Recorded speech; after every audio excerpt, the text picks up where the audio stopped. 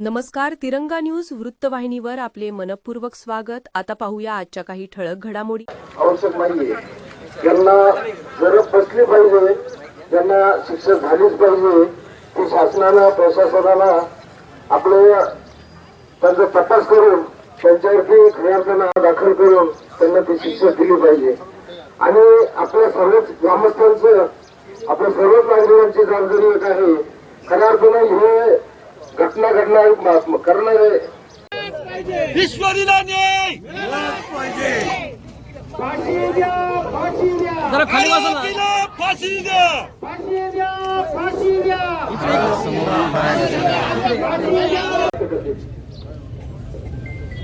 आजची जी घटना या ठिकाणी झाली दाखल करून त्यांना ती शिक्षा दिली पाहिजे. आणि आपल्या सर्वच ग्रामस्थांचं आपल्या सर्वच नागरिकांची जबाबदारी एक आहे, खऱ्या अर्थानं हे घटना करणारे आवश्यक नाहीये, त्यांना जरब बसली पाहिजे, त्यांना शिक्षा झालीच पाहिजे. ती शासनाला प्रशासनाला आपले त्यांचा तपास करून त्यांच्यावरती खऱ्या अर्थानं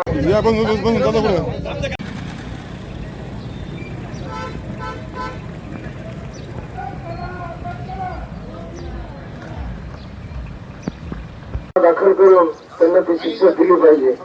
आणि आपल्या सर्वच ग्रामस्थांचं आपल्या सर्वच नागरिकांची जबाबदारी एक आहे, खऱ्या अर्थानं हे घटना करणारे वातावरण तालुक्यात जिल्ह्यामध्ये तयार झालं आहे. खरं तर ही फार दुर्दैवी काल घडलेली घटना फार दुर्दैवी आहे आणि त्यातल्या त्यात ती चिमुकली म्हणजे अल्पवयीन आहे.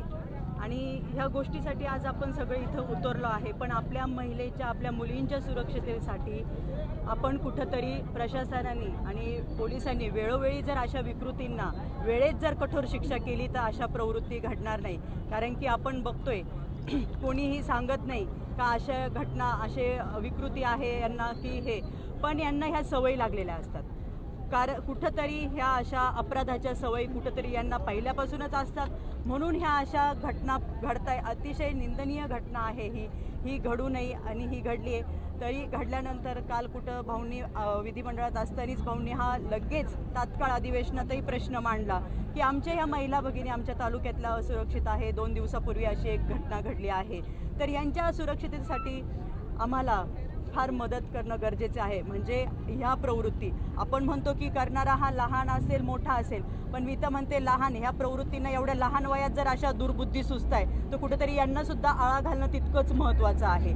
जर वेळोवेळी अशा विकृतींना शिक्षा झाली, कठोर शिक्षा झाली, तर पुन्हा अशा विकृती की यांचं बघून आपण बघतो या सोशल मीडियामार्फत भरपूर काही पसरलं जाते, तर यांच्यामार्फत हे परत घडणार नाही, परत ह्या दुसऱ्या विकृती डोकं काढणार नाही. त्यासाठी यांना वेळोवेळी शिक्षा होणं तितकंच गरजेचं आहे.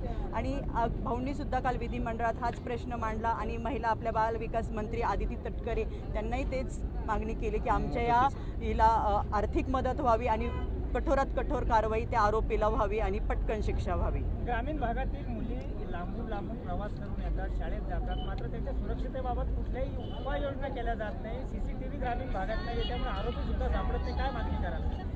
नक्कीच ह्या मागणीसाठी आता आपल्या तालुक्याचे आमदार यांच्याकडे भरपूर मागण्या आल्या आहेत. पण माझं प्रत्येक गावकऱ्यांना आणि गाववाल्यांना आणि प्रत्येक ग्रामपंचायतीला हेच म्हणणं राहील की तुम्ही तितकंच आम्हाला सहकार्य करा की जेणेकरून आपल्या गावातील मुली जर आपल्या वाडी वस्तीवर आपल्या गावातल्या शाळेत जर जात आहे तर आपण सगळ्यांनी मिळून त्या ठिकाणी प्रत्येक जिथे जिथे शक्य आहे तिथे तिथे CCTV बसवणे तितकेच महत्त्वाचे. आणि ज्या वर्दळीत, कारण की शेतकरी माणूस म्हटलं की शेतकरी आपल्या मुलांसाठी तेवढा वेळ जाण्या येण्यासाठी सोडवायला देत नाही. आपल्या ह्या मुली आपले हे मुलं कुठेतरी सायकलवर पायी प्रवास करून आज शाळा शिकताय आणि हेच मुलं आज कुठेतरी पुढे जाताना दिसतंय, मोठ्या उच्च पदावर शिक्षण घेत आहे. तर यांच्या सुरक्षिततेसाठी जसं आज प्रत्येक गावकऱ्यांनी गावातल्या प्रत्येक पंचायतींनी प्रत्येक कार्यकर्त्यांनी प्रत्येक गावकऱ्यांनी एकत्र येणं तितकंच महत्त्वाचं आहे. आणि त्यांच्यासोबत आम्ही एक तालुक्याचे लोकप्रतिनिधी म्हणून आपले आमदार अमोल भाऊ खताळ तर नक्कीच तुमच्या पाठीशी कायम आहे आणि वेळोवेळी तुम्हाला मार्गदर्शन राहील. तुम्हाला कधी कसली कुठे अडचण कमी पडू देणार नाही. ह्या गावात हल्ला झाला म्हणून नाही, मी तर म्हणते तालुक्यातील प्रत्येक गावात प्रत्येक वाडी वस्तीवर याचा आपण नक्कीच विचार करू आणि लवकरात लवकर शक्य होईल तिथे तिथे सगळीकडे आपण CCTV बसवू की असे प्रकार घडणार नाही. अशाच नवनवीन घडामोडी पाहण्यासाठी आजच आपल्या तिरंगा न्यूज यूट्यूब चॅनलला लाईक करा, सबस्क्राईब करा, तसेच अनेकांना ग्रुपमध्ये फॉरवर्ड करा. संपर्क राजेश जेधे 98 50 42 51 15.